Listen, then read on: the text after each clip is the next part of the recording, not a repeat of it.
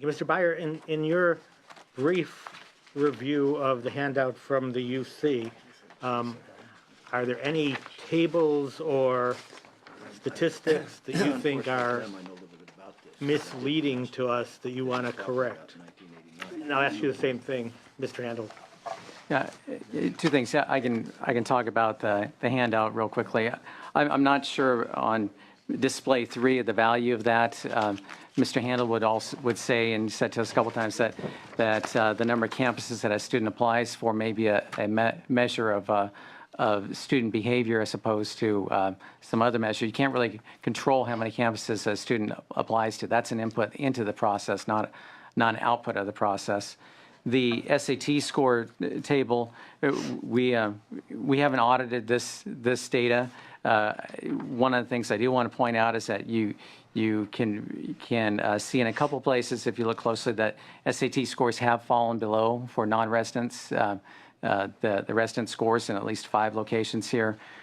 Our handout looked at the system-wide numbers that Mr. Handel provided. Okay. So, but he brought up a couple of points on our analysis, and I'd like to correct. One, he says, who uses the median score? Nobody uses it. Well, that's what the master plan said. The upper half of the students that are ordinarily eligible. That definition of that is a median. So that's where it comes from. He does talk about the 14 comprehensive review factors that the process goes through for admissions. 2 of those are quantifiable, the GPA scores and the test scores, and those are the 2 that we did quantify, and we broke those down into 4 categories in our analysis. The other 12 do not have any kind of quantification that you can do with it. Those are left to the judgment of the individual admission staff at the campuses. One thing I want to point out, in the change to the compare favorably policy, is that the BORS, when it was implementing this policy, did not provide any additional judgment to campuses on how to apply compare favorably. It left that up to the discretion of the campuses. I'll just read here. It says that campus admission professionals are fully capable of making appropriate judgment calls, and leaves the term compare favorably to their interpretation. And again, so a judgment review of those other 12 factors really has no control process over it. And are these judgments made on campus, or are they made system-wide? On campus by the campus admission staff. And do campuses have any incentive to make these discretionary calls in favor of non-resident students? Do they get more money from the non-residents? So non-resident students bring in a significant more amount in tuition revenue, but that kind of goes to this separate non-resident and resident enrollment target. So a non-resident could be evaluated separately from resident students. So if a campus met its resident enrollment target first, it would continue to admit non-resident students until that non-resident cap is met. Mr. Handel, do we have a situation where the campus that's making a decision based on 14 criteria, some of which are pretty discretionary, is choosing between 2 students, a resident student who brings in X number of dollars and a non-resident student who brings in a lot more dollars? Absolutely not. Okay. So a couple of things. We need to understand, first off, that comprehensive review is not a discretionary sort of fly-by-night admissions process. Folks like Stanford and Harvard and Princeton and the other highly selective institutions around the country use selective admissions. Secondly, we have a holistic review process which is vetted and verified every year. We take a look at all that data and take a look at the way in which that process is being used. So it's been in place for now 10 years, and we can see the results, and the results are of value to California. Third, while it is true that the median is the upper half, the auditors have never responded to the charge that they are applying a system-wide definition to a campus. So I need them to respond to me and say, how would we use this definition at campuses that have varying levels of selectivity? I can quote from our faculty documents as well, which they had, which they saw, which show very clearly that if we'd hung on to that previous definition, that in fact we would have to have admitted non-residents with lesser credentials than California residents. And then finally, with regard to the SAT data and in general what they audited, Again, 2 out of the 14 factors they audited. They didn't audit the others. One of those factors, the SAT, clearly runs in the university's favor, and I've given, I think, very strong argument for why the GPA and the way in which a weighted GPA is used is not sufficient to make a judgment that they're making. So on those levels, no, we admit California residents, we admit obviously non-residents, but that's a separate process, and we look through it in the comprehensive review system. Okay, thank you, because this has been helpful to me. Any more comments just on this before we move to other questions? One thing I would like to add is that one of the reasons why we felt that GPA was important was a reason that we received from the university and from Mr. Handel is that GPA was a factor that the university places the most emphasis on. The other factors that are here, when you look at some of them we have in our report, quality of senior course schedule, quality of the applicant's academic performance, recent marked improvement in academic performance, special talents achievements, completion of special projects. These are very subjective type things that one person may value more than another person. And I appreciate that Mr. Handel says that it's a peer-reviewed process, and that's good to hear. But at the same time, it is a subjective process. If I could, just for a second. Yeah, no, this is good. Thank you, John, for bringing that up. It needs to be very clear at this point. We do not weight GPA more significantly than the other factors. What they're confusing is, and I've told them this several times, what we weight is in the regression equation we use when we figure out the way in which we're going to set our admission standards. In other words, we look at the GPA of the student's performance in college at our campuses. That's what we're weighting. How well are they performing when they get to us to evaluate then our admission standards? Are they doing well or not? So that's, yeah, we do weight the GPA in college at our university campuses. We do not disproportionately weight the GPA in the comprehensive review process. I have an email here from Mr. Handel that confirms, where you say, Mr. Handel, UC faculty also think that high school GPA is a more reliable measure for students' academic preparation for college.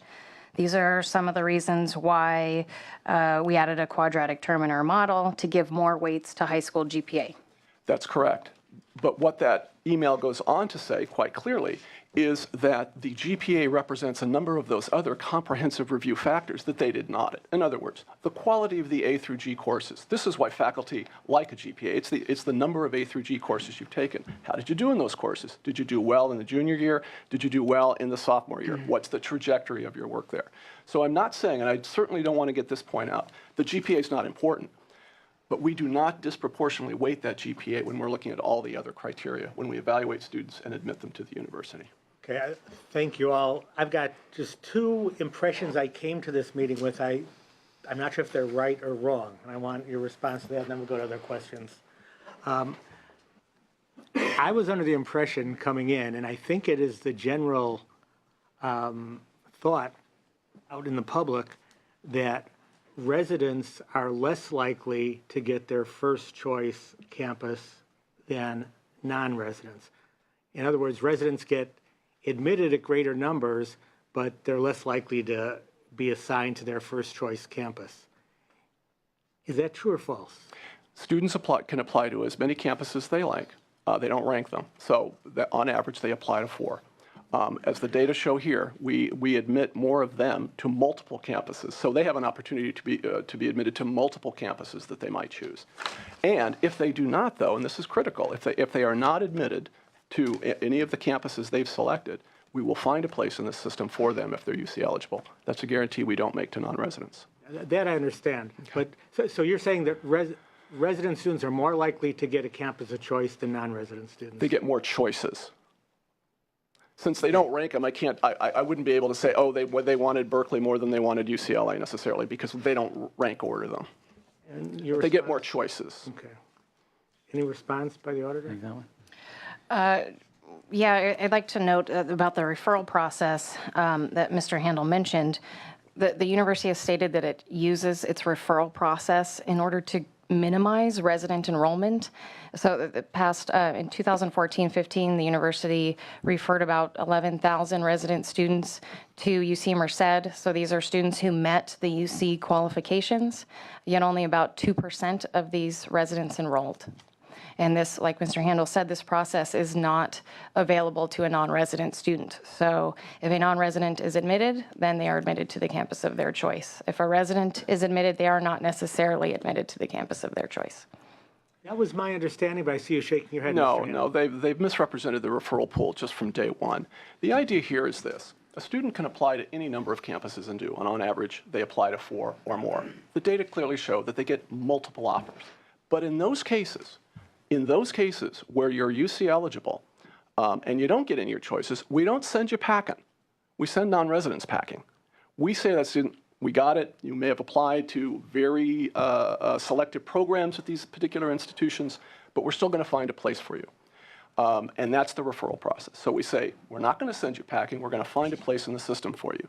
They make a lot of hay about the fact that it's UC Merced, except that UC Merced is a pretty extraordinary place. And in the time of their audit report, we served over 4,000 students who said they wanted to go to UC Merced. You said only 2% of those who are sent to UC Merced actually enroll there. Why, if it's such an extraordinary place? For good reasons, and we said this clearly as well. The referral process comes towards the end of the process. It's also to a campus the student hasn't applied to. We also know that students apply to a number of other campuses. We're not the only game in town.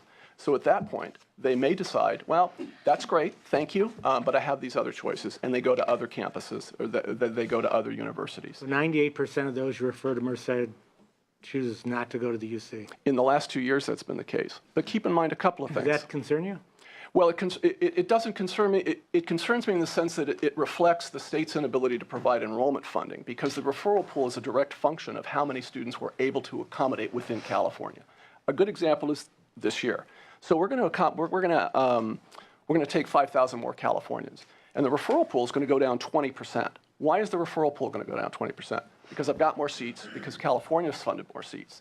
The more you fund, the more seats I've got, the referral pool gets smaller. Well, that goes to my last misimpression maybe that I came in with, and that was if you admit more resident students, it will increase the number of seats at Berkeley and UCLA and San Diego, because they're the campuses that are taking more of the non-resident students and bring in the big bucks.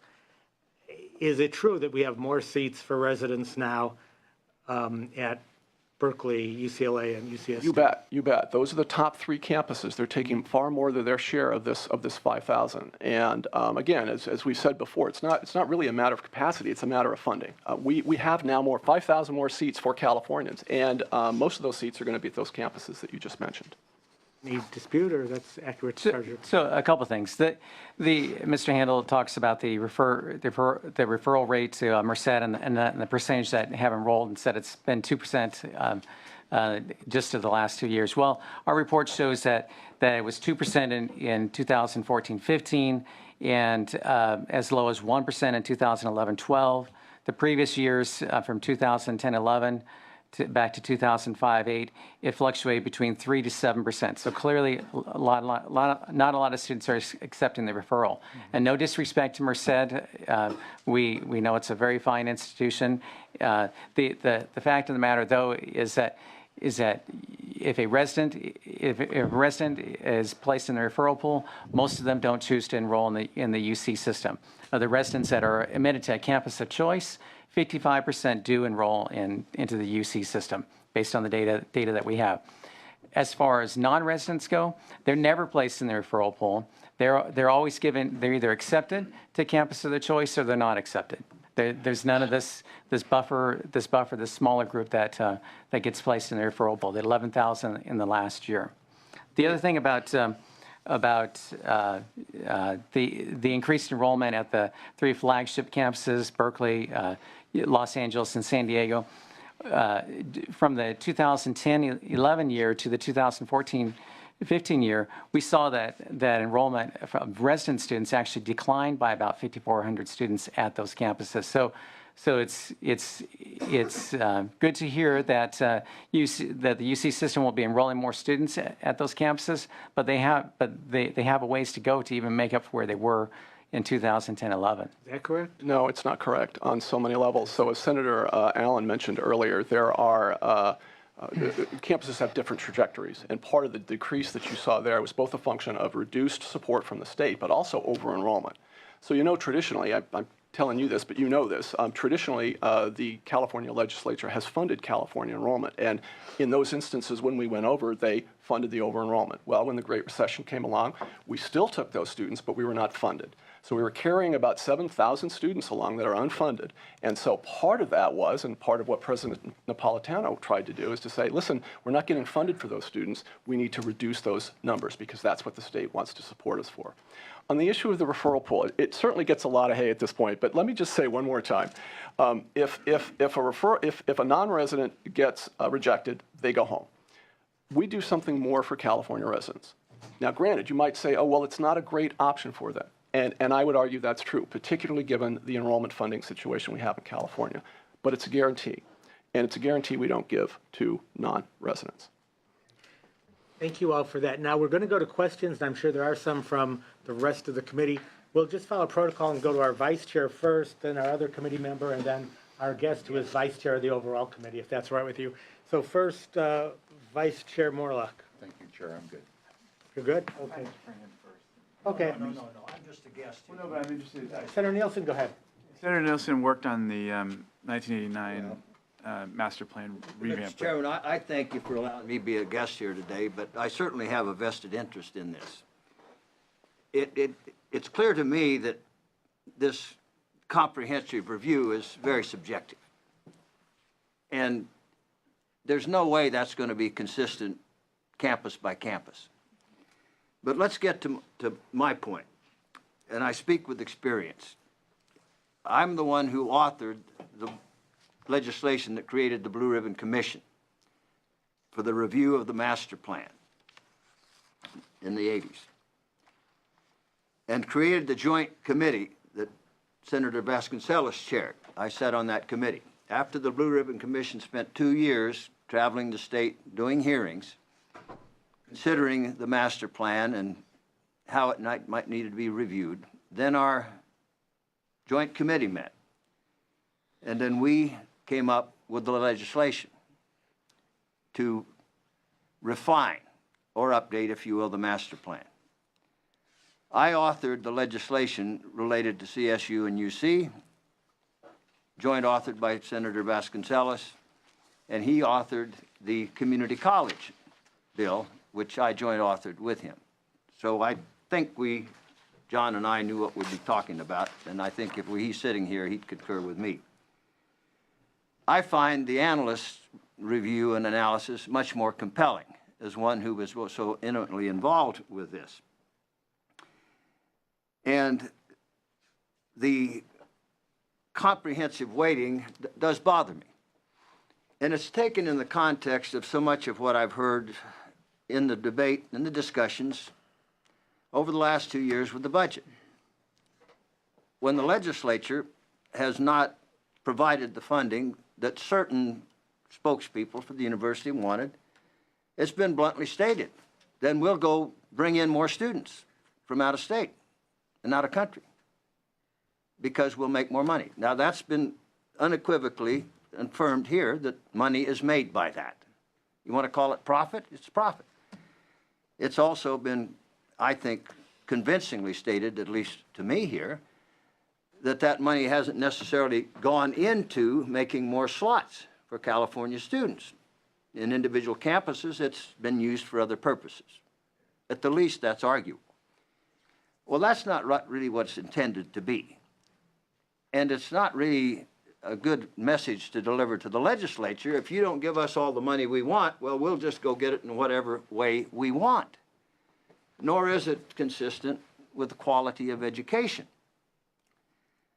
And again, I'm kind of the defender of the master plan. It made sense. Pat Brown dreamed of that master plan. It was one of the highlights of his career. And I look at it as one of mine. And we've sometimes had master plan creep, and that was one of the reasons we redid it. And I believe that where we're headed now has been drifting away from that just a little bit and giving too much latitude, maybe, to the university.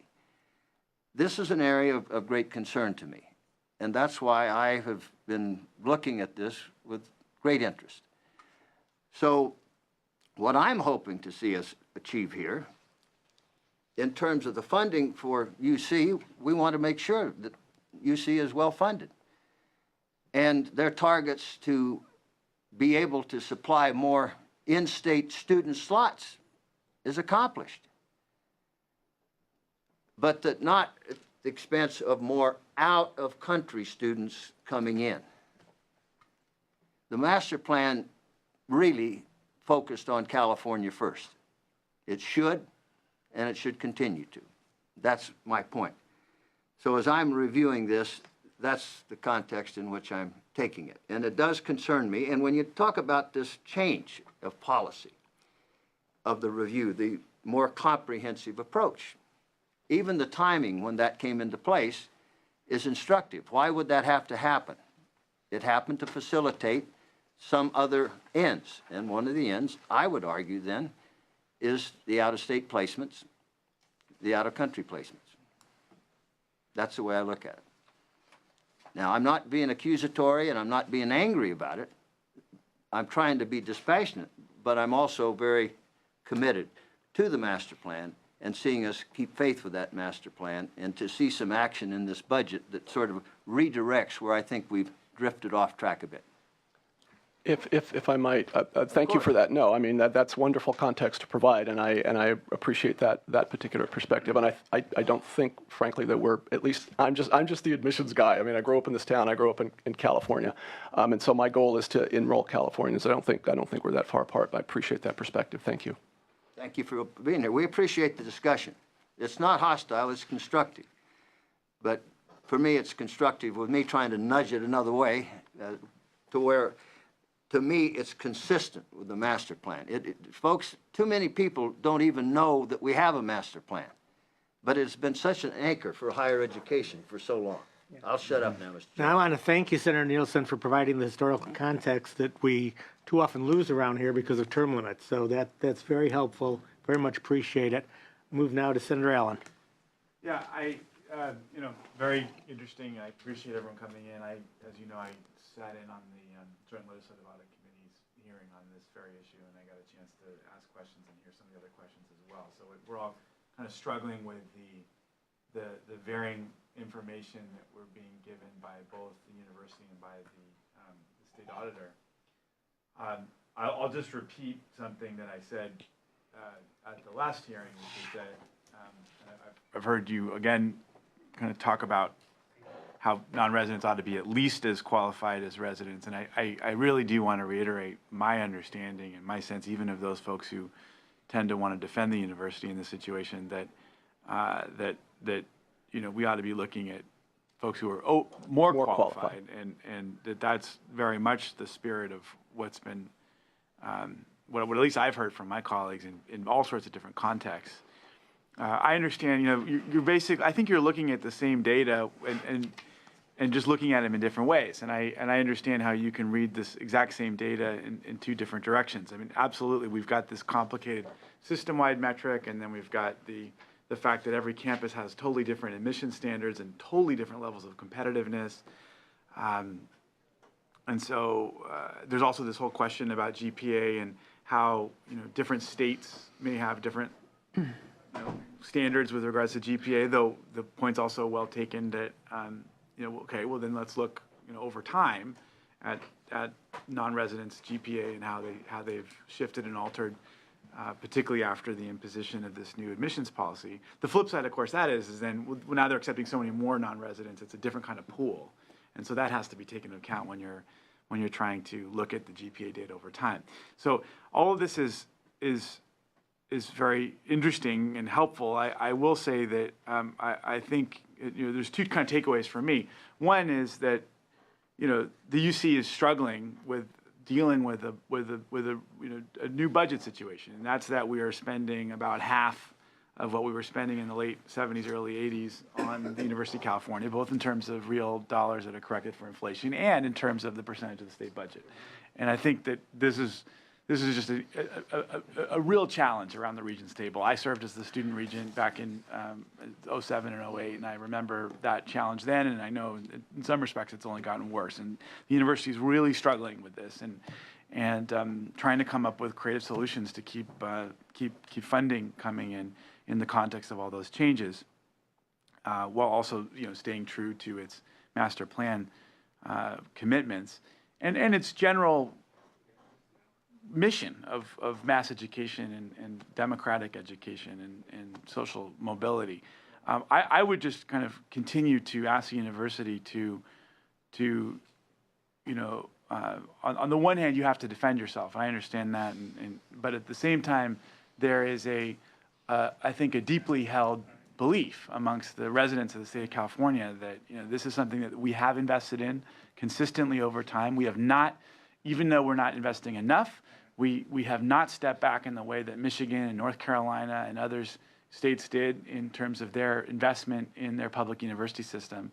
And I think there is a reasonable expectation of continual engagement with our student population and trying to make sure that we're providing a place for those deserving students from all backgrounds who come to the university, whose families have been paying into the system for years. And this is part of the California promise that I think we all hold dear, and that I really do hope the university is kind of hearing this discussion and trying to figure out ways to make sure that there are really places for students in the system. I think that's going to be, I think, at the heart of whether the legislature feels as though Absolutely. the university is acting in good faith. And we can kind of parse apart the data till the cows come home, and I appreciate it because at least it's forcing us all to really pay attention. I just hope that folks at the highest levels of the University of California, on the Board of Regents, at the President's office, are hearing what I think is more important than the data battles, which is this sacred social compact that we have with the university, and that I think a lot of Californians are concerned is being frayed, and I think a number of legislators as well. I would, if I could, I would only agree. I think we'll take that message certainly back with us. It's part of what I think your commitment in terms of the 5,000 growth is reflecting, that in fact we are going to have these slots. The referral pool is going to get smaller, diversity is going to get better. So I appreciate the message. Thank you, and certainly we'll take that back. And my last comment, one policy decision that I think could turn this whole thing maybe on its head or maybe not. If the money didn't stay with the campus that took the non-resident students, if a decision were made by the Office of the President that the money went back centrally and then could be distributed as the regions see fit, maybe building up programs at Merced so that they're more attractive so 98% of the students don't turn them down.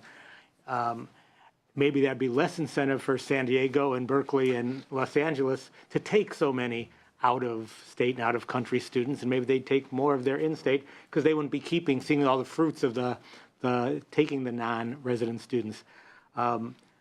Just a comment, I'm not sure where that might go, but I think it'd be interesting to think about. With that, if there are no other questions for this panel, I want to thank all of you very much and appreciate your being here. Thank you, Mr. Chair and members. Appreciate it. Next we're going to take about a 3-minute break, and then we're going to go to the CSU and be done. But we're going to spend a lot of time on CSU too. Yeah. Congratulations. That's a big deal. It was fast. Yeah, it really.